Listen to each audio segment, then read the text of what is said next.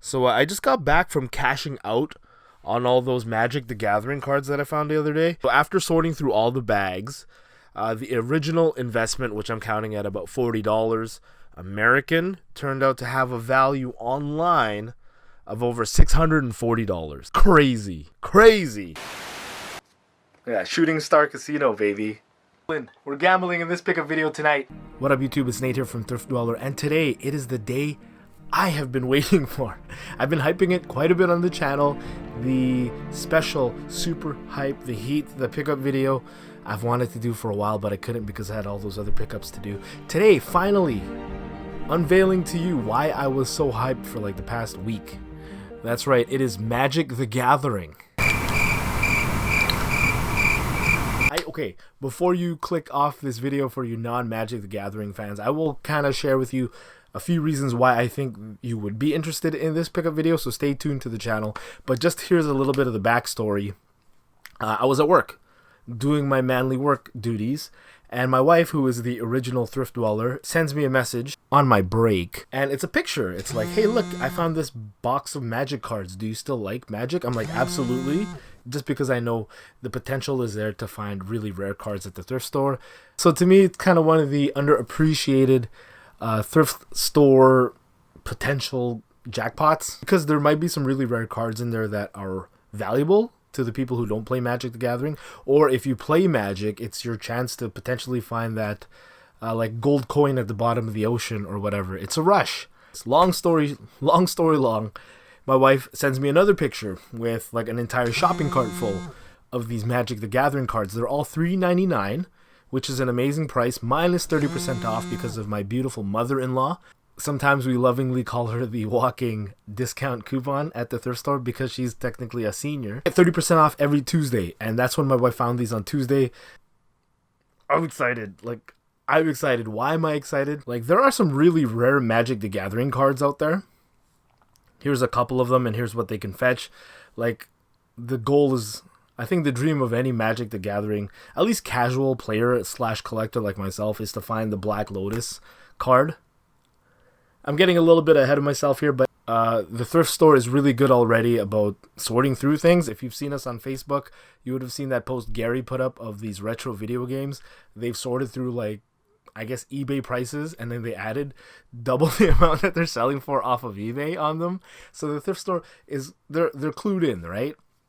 I don't think they're as clued in with Magic the Gathering cards. However, some places have started like dividing them out into like the rares, the uncommons. Basically, if you're collecting Magic the Gathering cards, you look for the rarity guide, and you differentiate them by this little symbol here in the corner. So that's what you're looking for here, and you can see in this bag they have not sorted through these cards. Actually, funny story, when my wife was at the thrift store, she picked up all of them, and there's like a guy at the guy at the teller was like, whoa, and he's super jealous, and he kind of, I guess, signaled to his other friend, my wife said, and they were both like, man, who plays Magic the Gathering? And it's like, my husband. Hold up. Hey, be thinking we saw. And they were super jelly. What this shows is that they didn't sort through this and took out all the rares and stuff. There is the potential to find some really rare cards, really expensive cards in here. I don't know what I'm going to do with this yet. And I might want to like keep some of these cards and get back into Magic the Gathering. I literally sold my entire collection a couple years ago for a lot of money because Magic has really gone up in value in the past few years. So that intro really was just like after the first bag that I opened. And I was pretty excited because, yeah, there were some really good cards in there, really pricey cards in there. And what I did actually was I videotaped me unbagging. I think it was about 13 bags in total. Each of the bags were like, there was 2 boxes in them. If they weren't loose cards, there was like 2 boxes in them. So it was really fun to kind of open all those boxes. I did it with a friend of mine who was also a Magic the Gathering fan. Gen 6, you might know him. But there was just like 13 videos. I really don't want to edit all 13 videos, so I'm going to do kind of like highlights of it here and talk about the whole process of unboxing and unbagging all of them. So basically what I did was I opened the bag and I divided up all the cards to like a pile of rare cards, some uncommon cards that I knew that were worth a little bit of money, just because a card isn't rare or mythic, in its rarity doesn't mean it isn't worth a lot of money. There are some actually really good, even common cards out there. So when I recognized something and I knew it sold for a little bit more, I put it into like the rare pile. And at the end of unbagging or opening a bag, I had a spreadsheet out and I just looked up the value on a couple websites actually, cardkingdom.com and gofishmtg, I think, .com.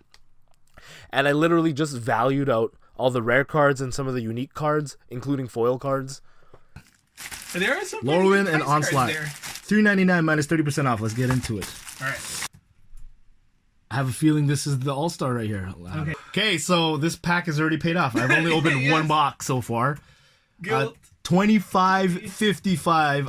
And I did that for like each bag, and it was very tedious to make all those videos, and now I'm dreading editing all those videos. Put all the highlights in one video. It was so much fun to do that. And maybe what I'm doing right now is just kind of sharing a little bit of information for the thrift dweller heads out there, people like me who go to the thrift store, not just to find what they would like to collect for, but potentially find other things that they can flip or whatever. Because I made it really well.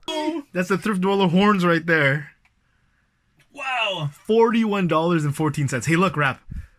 Below it is another silver card. Oh. With this online, just pricing out the rare cards and some of the unique cards, all 13 bags reached a total, I have a spreadsheet here, of over $643 American. That's value of the cards, like full retail, basically. And I already understood at the beginning that I was going to sell it for less than that because I was going to go to a store to sell it.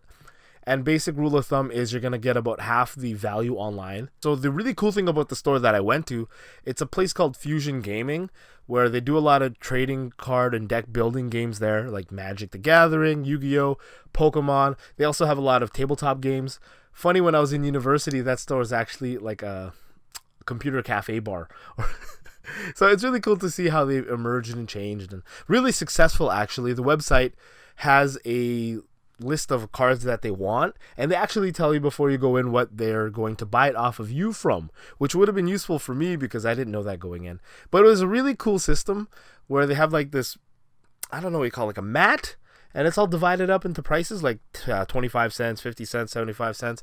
So as they kind of go through all your cards, they put it on the mat.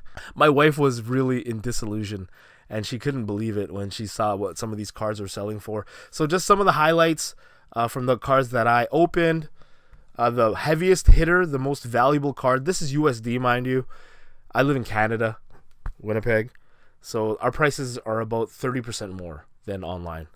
The biggest card that I had was a card called Arcbound Ravager. No way! No way. Sweet. Okay. The original Dark Steel. This is a rare. I better sleeve this sucker right now. Archbound Ravager. $39.99. Staff of Domination. Yeah, it's a good card. $41.14 online American.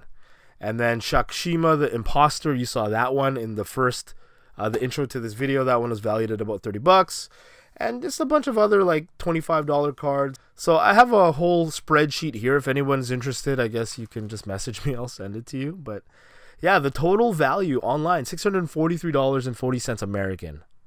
And at Fusion, they gave me about $305 in cash check form, which I'm very happy about actually, because yes, I could have got closer to like the $600 American. A lot of the cards here on my like rares list are 50-cent cards, 25-cent cards that no one's going to buy off of me. Really, the best thing I was going to hope to get was from the really expensive cards off my list. Finding local buyers for that, and our local market isn't too great for that. So I would have spent a lot more time and effort trying to get closer to that like $600 value, where I just went to this wonderful store. The staff there is fantastic. I'll put a link to their website in the description. Hopefully these highlights make you want to come see the store if you ever come to Winnipeg. But yeah, they cut me a check right there, $305. One visit, in, out, boom, done. So I was able to take a $40 investment from Value Village of these Magic the Gathering cards, which I know a lot of people maybe overlook or whatever. But for me, it turned out to be really, really good. Again, it is a gamble. You never know. You might just get a whole box of junk in there. There's a lot of worthless cards out there, so keep that in mind. Like, for me, this was a gamble, and it just paid off. One of my biggest fears was that this might become a bust. Like, I would just lose all the money that I put into it. But after like the first 2 bags that I opened, I already made double the amount of what I originally invested into this lot. So I was pretty happy. And at $305, cashed the check, put it towards our Disneyland fund. But hopefully I was able to enlighten some people on Magic the Gathering cards at the thrift store. It is a gamble, yeah, but there's some really expensive cards out there probably just waiting to be discovered, you know?